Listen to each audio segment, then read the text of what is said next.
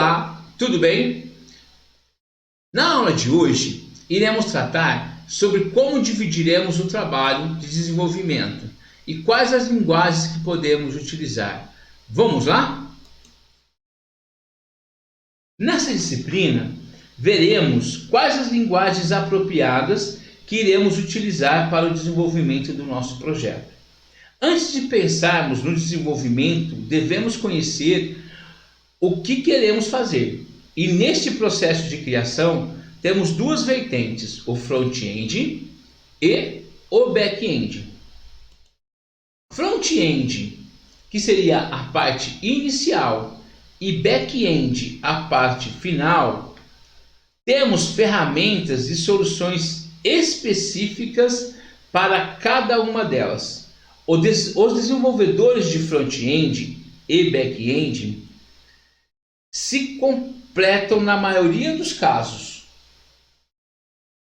Se faz indispensável saber o papel que cada um desempenha ou pode desempenhar. O desenvolvedor front-end é responsável por dar vida à interface. Trabalha com a parte de aplicação que interage diretamente com o usuário.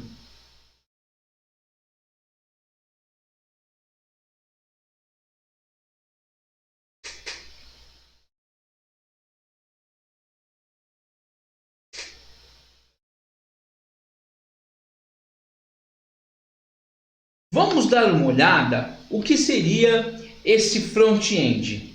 Se observarmos o Netflix, por exemplo,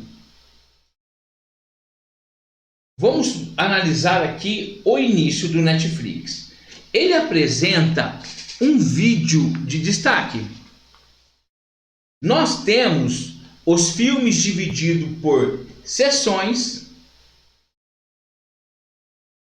E toda essa estrutura que é definido e planejada anteriormente pelos desenvolvedores de design, apresentando o wireframe final, que define todo esse layout, pensando na experiência do usuário. E com isso temos o nosso front-end, que é a cara do nosso site, onde vai se comunicar com o usuário.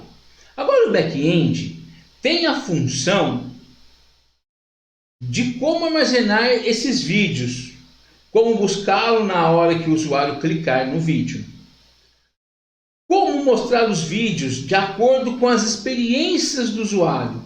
Essas ações acontecem automaticamente para o usuário, mas não para os desenvolvedores. Tem toda uma estrutura para que isso aconteça.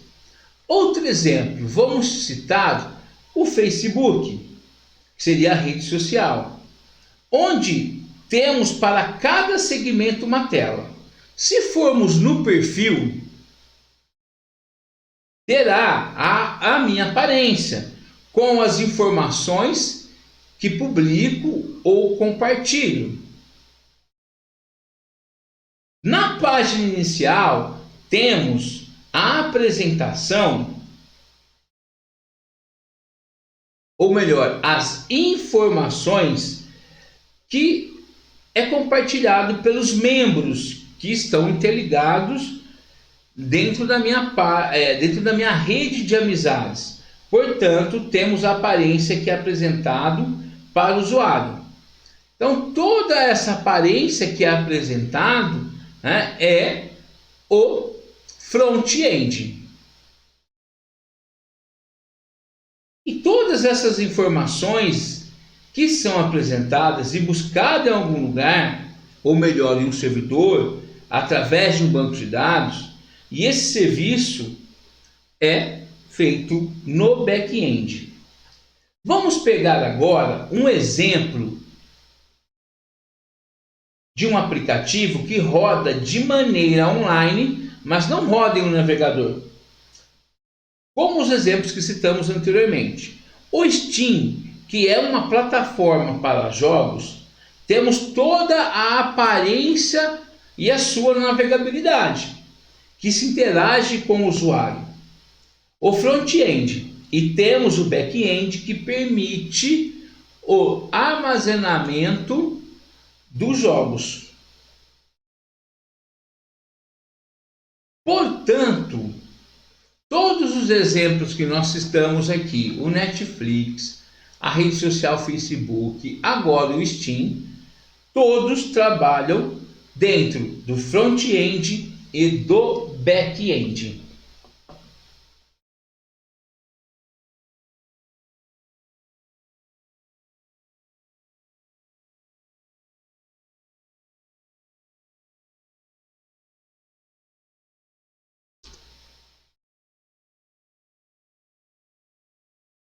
O profissional de front-end foca em HTML, sendo uma linguagem de marcação. CSS é uma linguagem de estilo. E JavaScript, chamado uma linguagem de script ou programação.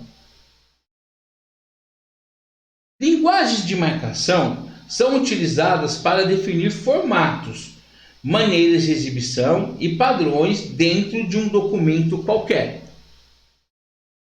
As linguagens de marcação se utiliza do conceito de marcador ou tags, que já trazem algum significado e que, quando forem visualizados por algum sistema que as reconheça, irão saber como o conteúdo deve ser exibido. Por exemplo, suponha-se que se queira deixar a palavra olá em negrito. Para executar essa operação em HTML, seria necessário colocar as palavras começadas por esta letra entre os símbolos, de maior e menor, e seria para colocar em negrito a letra B. E aí eu fecho esse negrito com /B. Então, esses símbolos ou essa tag, que é a maneira correta de dizermos, é para colocar em negrito. Com isso, temos um exemplo de programação, ou melhor, uma linguagem de marcação.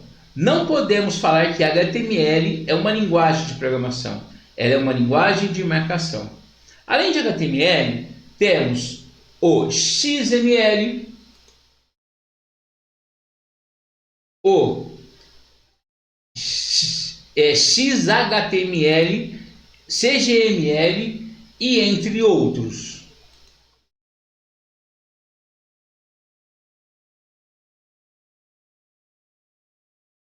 Aqui temos uma linguagem de marcação, um exemplo já pronto de HTML. Nós estamos usando um programa de edição que é o Visual Studio Code.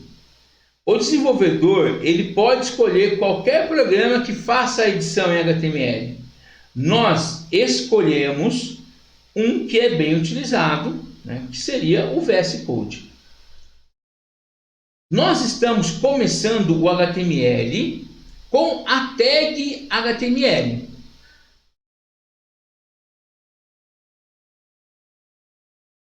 A maioria das tags nós abrimos e finalizamos. Perceba-se que nós abrimos o HTML e estamos finalizando o HTML. Sempre a finalização nós encontramos a barra.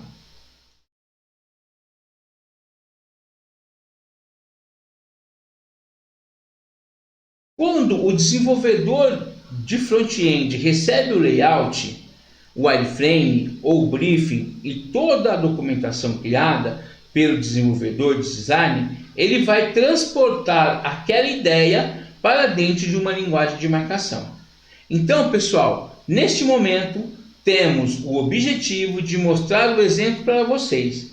Não é explicar a linguagem de marcação por inteiro. Portanto, primeiramente, junto com o HTML, nós temos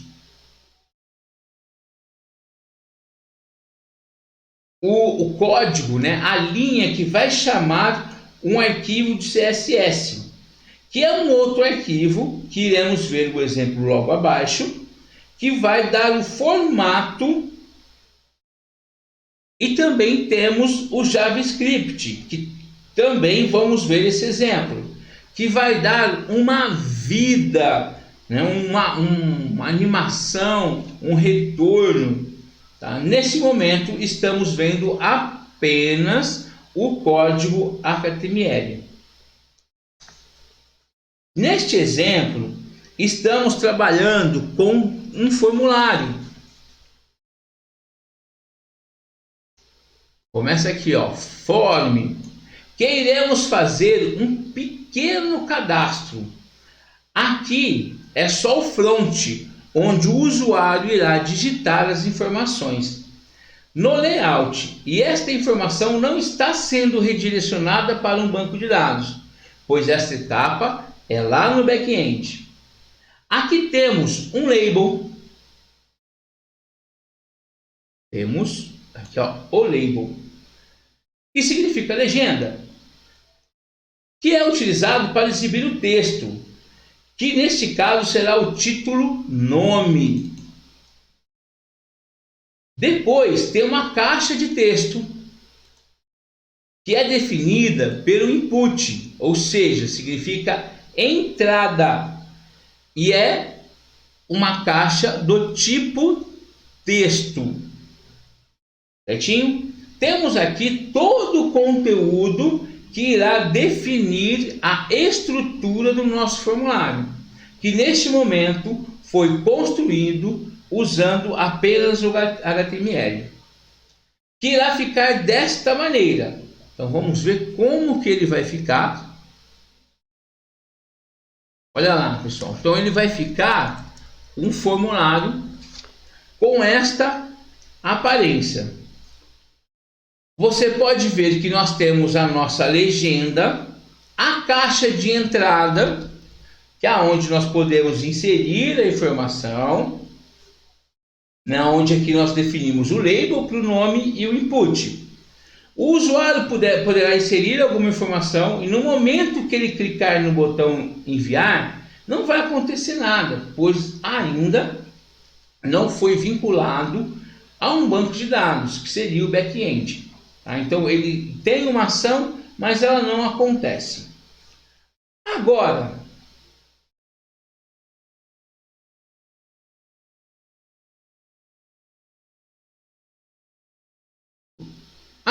pessoal, vamos ver o CSS.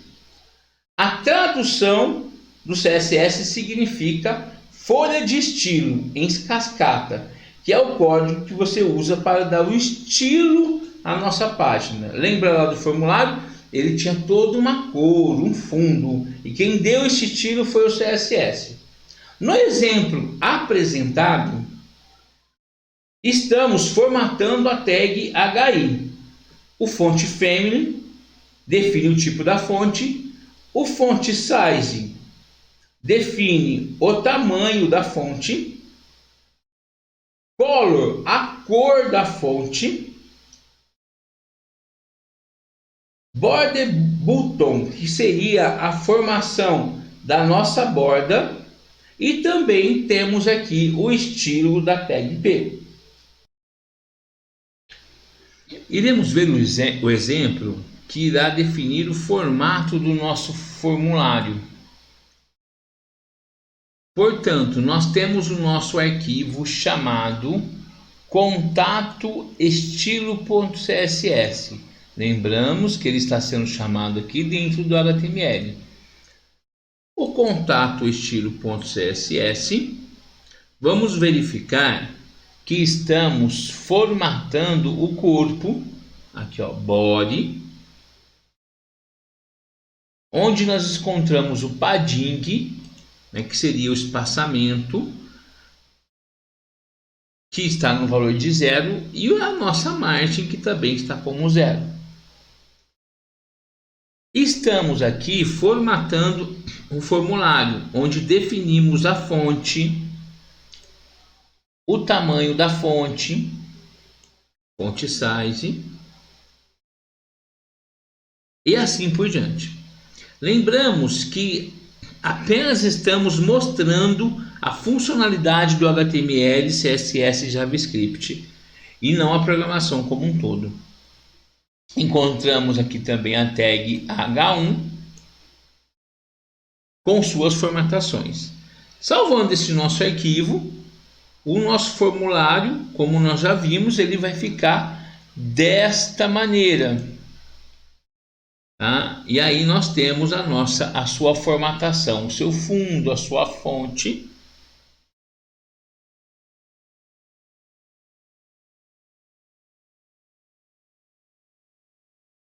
JavaScript é uma linguagem de programação interpretada e estruturada.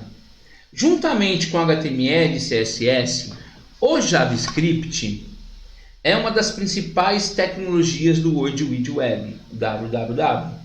Todas as vezes que entramos em alguma página da internet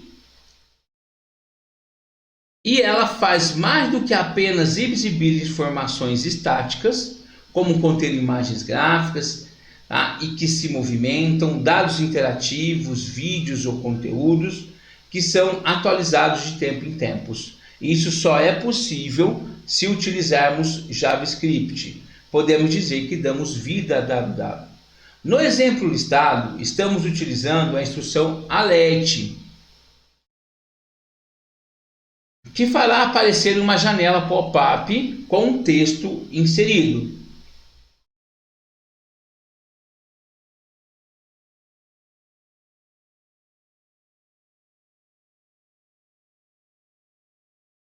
No exemplo que iremos mostrar dentro do nosso HTML, nós inserimos o button, que é o nosso botão, que vai aparecer lá no nosso formulário. E esse botão, nós encontramos o evento onClick. Ele já fala onClick, quando eu clico. E esse exemplo, esse evento, ele vai executar o alert, né, que é uma linha do JavaScript. Portanto, o nosso exemplo ficará desta maneira. Então, nós temos aqui o nosso formulário. Se eu clicar, ele vai aparecer. Olha lá, estamos em construção. Portanto, demos uma interatividade onde aparece uma janela para dar um OK. E não terá resultado nenhum. Porém, porque assim, o resultado só existe se nós tivéssemos feito a programação para ir para um banco de dados, que neste caso seria o back-end.